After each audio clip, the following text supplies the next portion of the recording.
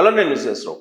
ఆంధ్రప్రదేశ్ ముఖ్యమంత్రి చంద్రబాబు నాయుడు గారు గతానికంటే భిన్నంగా వ్యవహరిస్తూ ఉన్నారా, ఆయన మారినటువంటి లీడర్గా కనిపిస్తున్నారా అనేటువంటి క్వశ్చన్లు వేసుకుంటే, ఆయన తాజాగా తీసుకున్నటువంటి నిర్ణయం దాన్ని పరిగణలోకి తీసుకుంటే కొంత ఆయన మారినట్టు కనిపిస్తుంది అనేటువంటి భావం కలుగక మానదు. ఏ విషయంలో ఏ నిర్ణయం తీసుకున్నారు అని అంటే, ఆర్టీసీ విషయంలో, ఆర్టీసీ నియామకాల విషయంలో ఆయన చాలా రిలాక్సేషన్ ఇచ్చారు. మానవీయ కోణం నుంచి ఆలోచించి కారుణ్య నియామకాల విషయంలో చాలా ఫ్లెక్సిబుల్గా ఆయన నిర్ణయం తీసుకున్నారు. దాంతో జగన్మోహన్ రెడ్డి గారు గతంలో ఏవైతే నిబంధనలు పెట్టి కొంతమందికి అన్యాయం చేశారని చెప్పి వాళ్ళు భావిస్తున్నారో దానికి పరిష్కారం చూపుతూ చంద్రబాబు నాయుడు గారు ఇప్పుడు కారుణ్య నియామకాల విషయంలో కొంచెం బ్రాడ్గా ఆలోచించి కార్మికుల కుటుంబాలకు న్యాయం చేశారు అని చెప్పి కార్మిక వర్గాల్లో వినిపిస్తుంది. ఈ ఇన్సిడెంట్స్ చూస్తే కనుక చంద్రబాబు నాయుడు గారు మానవీయ కోణం నుంచి ఆయన ఆలోచిస్తున్నారు. గతంలో ఇంత సెన్సిటివ్గా ఆలోచించే వాళ్ళు కాదు, బట్ ఇప్పుడు చాలా సెన్సిటివ్గా ఆలోచిస్తున్నారు అనేటువంటి అభిప్రాయానికి రావడానికి ఇది ఒక నిర్ణయం మనకు ఉదాహరణగా కనిపిస్తుంది. అయితే ఏంటి జగన్మోహన్ రెడ్డి గారు అప్పట్లో చేసినటువంటి తప్పు, ఇప్పుడు దాన్ని చంద్రబాబు నాయుడు గారు ఎలా దిద్దారు, పరిష్కారం చూపారు అని అంటే, వాస్తవంగా ఆర్టీసీని ప్రభుత్వం విలీనం చేస్తామని చెప్పి జగన్మోహన్ రెడ్డి గారు 2019 ఎన్నికలకు ముందు ఇచ్చినటువంటి హామీ. ఆ మేరకు 2021లో ఆర్టీసీని విలీనం చేశారు ప్రభుత్వంలో. అయితే ఆర్టీసీని విలీనం చేశారంటే కాదు, ఆర్టీసీ కార్మికుల్ని, ఆర్టీసీ ఉద్యోగుల్ని విలీనం చేశారు. దానివల్ల బెనిఫిట్ పొందారంటే ఖచ్చితంగా పొందారు కొంతమేరకు కరోనా సమయంలో.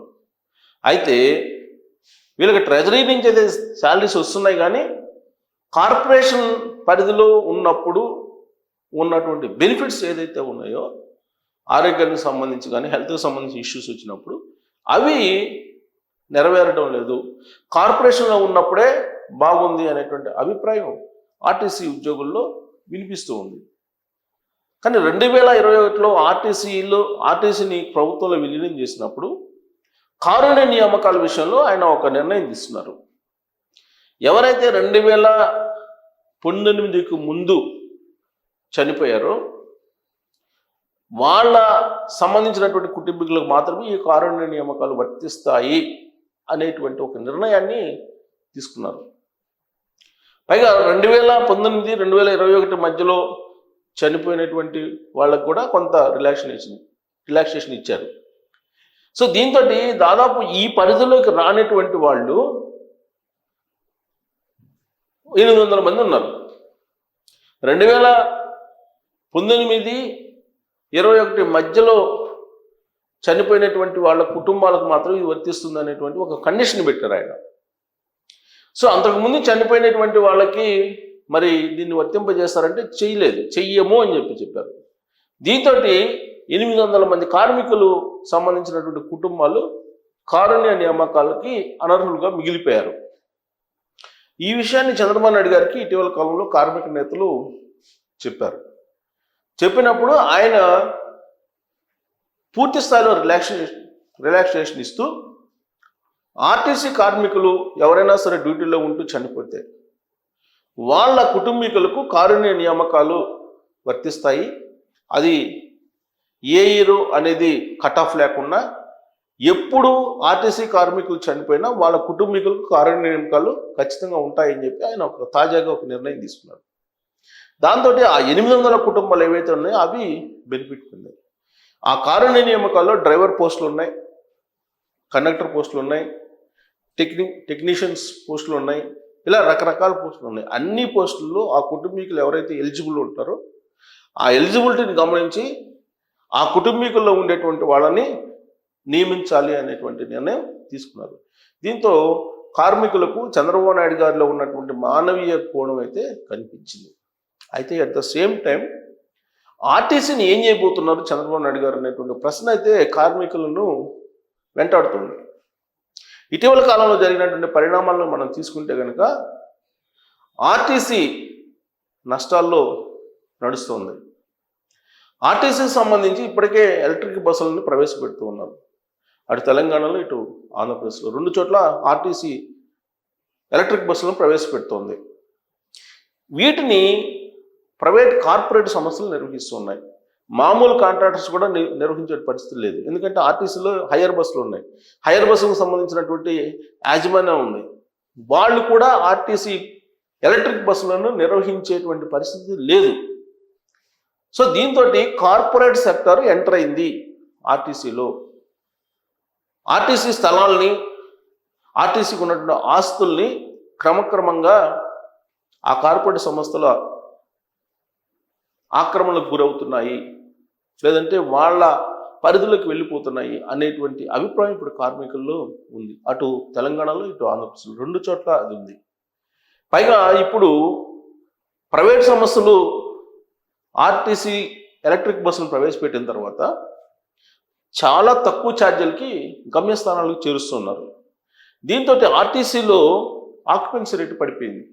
ఫలితంగా భారీ నష్టాలు చవిచూస్తూ ఉన్నాయి. సాధారణంగా ఆర్టీసీ వాళ్ళ లెక్కల ప్రకారం హైదరాబాద్ నుంచి విజయవాడ వెళ్ళే వాటి ఆక్యుపెన్సీ రేటు ఎక్కువగా ఉంది. దాదాపు 90 పైన ఆక్యుపెన్సీ ఉంది, 90% పైన ఆక్యుపెన్సీ ఉంది. కానీ ఇప్పుడు ఫ్రెష్ లాంటి ఎలక్ట్రిక్ బస్సులు, ఫ్లెక్సీ లాంటి ఎలక్ట్రిక్ బస్సులు వచ్చిన తర్వాత వాటి ఆక్యుపెన్సీ రేటు దాదాపు 60 to 70 అక్కడ ఆ పరిధిలో ఉంది. సో దీంతో భారీ నష్టాలు ఆంధ్రప్రదేశ్ ఆర్టీసీకి వస్తున్నాయి. ఇక తెలంగాణకు వచ్చేటప్పటికి తెలంగాణలో ఈవీ బస్సులు, ఎలక్ట్రిక్ బస్సులు పెద్ద ఎత్తున విచ్చలవిడిగా వచ్చేస్తున్నాయి. ఆల్రెడీ ఇప్పటికే మొత్తం 2 టైర్ సిటీలకు కూడా వచ్చేసాయి, 2 టౌన్లకు కూడా వచ్చేసాయి. దీంతో సాంప్రదాయ ఇంధనాలతో నడిచేటువంటి బస్సులు, దాంట్లో పనిచేసే కార్మికులు అయోమయానికి గురవుతున్నారు. అసలు ఇప్పటికే ఆర్టీసీలో హయ్యర్ బస్సులతో 50% రూట్లు వెళ్ళిపోయినాయి. రిమైనింగ్ వాటిలో సాంప్రదాయ ఇంధనాలతో నడిచిన బస్సులతోటి ప్రయాణికులు చేరవేస్తున్నారు. కార్మికులు రాబోయేటువంటి రోడ్డును బయట ప్రమాదం ఉంది అనేటువంటి ఆందోళన ఉంది. ఎందుకంటే రిక్రూట్మెంట్ లేదు, గత కొన్నేళ్ళుగా రిక్రూట్మెంట్ లేదు ఆర్టీసీలో. ఇలాంటి పరిస్థితుల్లో రిక్రూట్మెంట్ చేయకుండా ఈ ఈవీ బస్సులని, ఎలక్ట్రిక్ బస్సులను ప్రవేశపెడుతున్నారంటే రాబోయేటువంటి రోజుల్లో అసలు ఆర్టీసీలే ఉండవు, ఆర్టీసీ బస్సులే ఉండేటువంటి అవకాశం లేదు అనేటువంటి అభిప్రాయం బలంగా కార్మికుల్లోకి వెళ్ళింది. అందుకే సమ్మె కూడా ప్లాన్ చేస్తున్నారు. సమ్మె నోటీసు ఇవ్వడానికి కూడా సిద్ధమవుతున్నారు తెలంగాణలో. సేమ్ అదే పరిస్థితి ఆంధ్రప్రదేశ్లో కూడా ఉండేటువంటి అవకాశం ఉంది. ఇలాంటి పరిస్థితుల్లో చంద్రబాబు నాయుడు గారు కార్మికులకు ఏం న్యాయం చేస్తారు అనే దాని మీద చర్చ జరుగుతుంది. ఇప్పటికీ కారుణ్య నియామకాల విషయంలో మాత్రం మానవీయ కోణం నుంచి ఆయన ఆలోచించారు. మరి ఆర్టీసీలో ఎలక్ట్రిక్ బస్సులు ప్రవేశపెట్టి దాని కారణంగా వచ్చేటువంటి దుష్పరిణామాలు ఏవైతే ఉన్నాయో వాటిని ఎలా అధిగమిస్తారు చంద్రబాబు నాయుడు గారు, వాటికి ఎలాంటి పరిష్కారం చూపిస్తారు అనే దాని మీద చాలా విస్తృతంగా చర్చ జరుగుతుంది. మరి ఆర్టీసీని కంప్లీట్గా ప్రైవేటీకరణ చేయాలా, లేదంటే ఎలక్ట్రిక్ బస్సులని ఆర్టీసీనే కొనుగోలు చేసి రూట్లలో తిప్పాలా? అలాంటి ఆర్థిక పరిస్థితి ఆంధ్రప్రదేశ్ ప్రభుత్వానికి ఉందా అంటే లేదు. మరి ఇలాంటి పరిస్థితులు ఏం చేయాలనే దాని మీద కామెంట్ రూపంలో మీ అభిప్రాయం తెలియజేయచ్చు. Thank you very much.